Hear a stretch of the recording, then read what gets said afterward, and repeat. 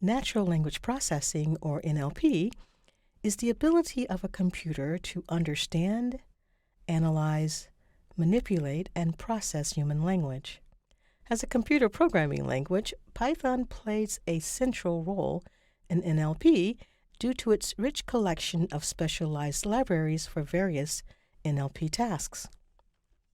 But computers do not understand words, and Python does not natively know what any given word means. It just sees a string of characters. Computers can't directly understand words and sentences, but they can understand numbers.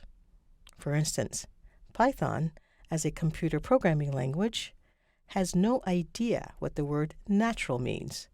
It only knows it's 7 characters long. And to build any model in machine learning or deep learning, the data has to be in numerical form, because models don't understand text or image data directly, like humans do. You convert the text data into numerical data, which is called vectorization, or in the NLP world, word embeddings. Vectorization, or word embeddings, is nothing but the process of converting text data to numerical vectors. Here is a simple conceptual example showing the word natural, represented as a vector. Imagine we want to represent the word natural as a vector or a list of numbers. In real-world applications, this vector would have many dimensions, like 50 to 300. But for simplicity, let's use just 3 dimensions: 0.2, -1, and 0.5. 0.2 could mean that natural is not related to anything artificial. -1 could mean that the word appears in discussions about the environment. 0.5 could indicate that natural is often associated with positive things, like simplicity. So, each dimension captures some information about the word's meaning, context, or usage. You probably see natural language processing on a daily basis, though you may not know it.